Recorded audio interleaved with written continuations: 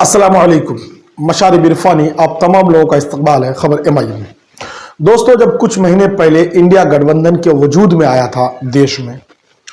तब एक चीज़ मीडिया में, सोशल मीडिया में तूल पकड़ी थी, तीसरा फ्रंट,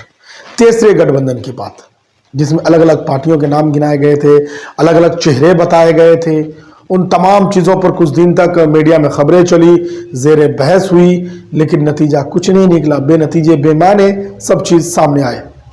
आपको बता दें दोस्तों, जिस तरीके से इंडिया गठबंधन कोशिश तो कर रही है एकजुटता दिखाने की,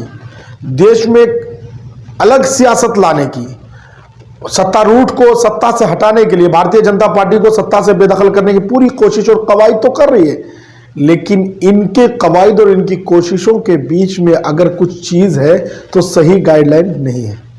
ये चीज़ें सियासतदान और नामोनिगार जो लोग समझते हैं सियासत को बीजेपी के मद्दे मुकाबिल, उन तमाम लोग कह रहे हैं कि बीजेपी के मद्दे मुकाबिल में सियासत करनी है तो किस तरीके से करनी पड़ेगी। दोस्तों, बता दें आपको कि तीसरे मोर्चे की बात में, जिसमें BRS यानी कि चंद्रशेखर राव के नाम आ रहा था, असदुद्दीन ओवैसी का नाम आ रहा था, BSP यानी बहुजन समाजवादी पार्टी के बहन कुमारी मायावती जी के नाम आ रहा था, उसमें शिरोमणि अकाली दल प्रकाश बादल जी के नाम आ रहे थे, तो इन तमाम बीजू जनता दल के नाम आ रहे थे, नवीन पटनायक जी जो उड़ीसा के CM है, इन तमाम जो दल है, जो छोटी दल है लेकिन राज्य में कहीं कोई CM है, कहीं कोई मुख्यमंत्री है, कोई पूर्व मुख्यमंत्री है, इन तमाम राजनीतिक दलों के बारे में खबर आ रही थी कि लोग एकजुट हो सकते हैं, इकट्ठे हो सकते हैं, लेकिन इस तीसरे मोर्चा का मकसद होगा दोनों अलायंस को हराना। तो इतना संभव लग तो नहीं रहा है कि इतना मजबूती के साथ तीसरा अलायंस बनेंगे, क्योंकि संभावित रूप से इन तमाम चीजों पर अब पर्दा पड़ गया है।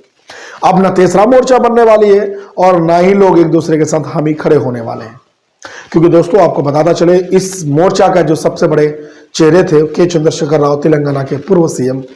अगर वो फिर से सत्ता में आते तो इस मोर्चे की शुरुआत करते और इसको हवा देते और आगे बढ़ाने की कोशिश करते, लेकिन वो चुनाव हार चुके हैं और वहां कांग्रेस की सरकार आ गई। अब बात करें दोस्तों इंडिया गठबंधन की, तो इंडिया गठबंधन कितना मजबूत है और किस मजबूती के साथ चुनाव के मैदान में उतरेंगे और कितना बीजेपी को टक्कर दे पाएंगे, ये तो समय बताएगा। लेकिन दोस्तों आपको बताता चले कि गठबंधन की तरफ से अथक प्रयास क्यों नहीं किए जा रहे हैं, क्यों अलग अलग राज्य में बीजेपी के खिलाफ मोर्चे खोले नहीं जा रहे हैं। ये लोग आपस में मस्त हैं कि चेहरा कौन होगा, उम्मीदवार कौन होंगे और संयोजक कौन होंगे, PM कौन होंगे, इसी में मस्त पड़े इंडिया गठबंधन होश के नाखून नहीं ले पा रहे। दोस्तों, तो तीसरे मोर्चे का सवाल ही पैदा यहां नहीं होता है। फिलहाल लोकसभा चुनाव अनकरीब है और पार्टियां अपनी तैयारी जरूर कर रही है, इस पर पैनी नजर हमारी है।